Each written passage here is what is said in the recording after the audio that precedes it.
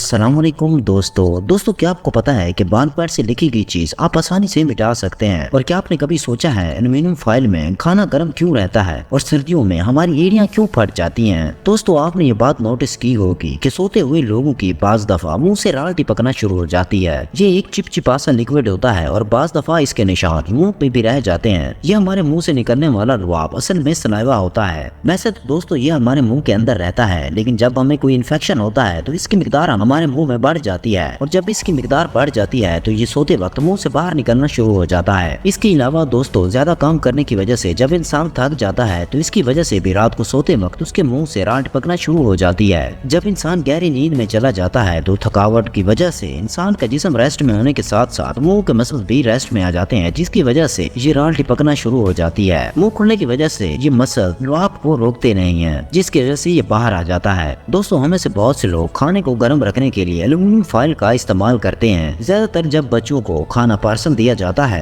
तो aluminium foil में रख दिया जाता है ताकि खाना गर्म और बेहतर रहे। दोस्तों क्या आपको पता है कि एल्युमिनियम फॉइल में रखा गया खाना दूसरी चीजों के मुकाबले में ज्यादा देर तक गर्म रहता है। लेकिन क्या आपने कभी सोचा है कि अगर इस पतले से पेपर में ऐसी कौन सी चीज है जो खाने को गर्म रखती है। असल में जब खाना बर्तन में डाला जाता है और बर्तन गर्माइश को जज्ब कर लेता है और बर्तन खुद गर्म हो जाता है, लेकिन एल्युमिनियम फॉइल गर्माइश को जज्ब नहीं करता और ना ही इसको बाहर जाने देता है, जिसकी वजह से खाना ठंडा नहीं होता। दोस्तों इसके बाद ऐसे बहुत से लोग होते हैं जिनकी एड़ियों में इस तरह के क्रैक्स पड़ जाते हैं। खास तौर पर सर्दियों के मौसम में इस तरह का मसला और ज्यादा बढ़ जाता है। लेकिन क्या आपको पता है कि पाँव की एड़ियां किस वजह से फटती हैं और ज्यादातर ऐसा सर्दियों के मौसम में ही क्यों होता है। दोस्तों एड़ियां फटने की मेन वजह तो डिहाइड्रेशन होती है, क्योंकि दोस्तों सर्दियों में पानी का इस्तेमाल बहुत कम किया जाता है, जिसकी वजह से हमारी जिल्द खुश्क हो जाती है और उसकी वजह से पाँव की एड़ियां फट जाती हैं और पूरी बॉडी का वजन एड़ियों पर पड़ने की वजह से एड़ियां फट जाती हैं। तो दोस्तों अगर आप इस मसले से बचना चाहते हैं तो अच्छा सोल्यूशन इस्तेमाल करने से और ज्यादा से ज्यादा पानी पीने की वजह से इस मसले से बचा जा सकता है। दोस्तों अगर बूट्स के स्मेल की बात की जाए तो ये हमारे पसीने और बैक्टीरिया की वजह से आती है।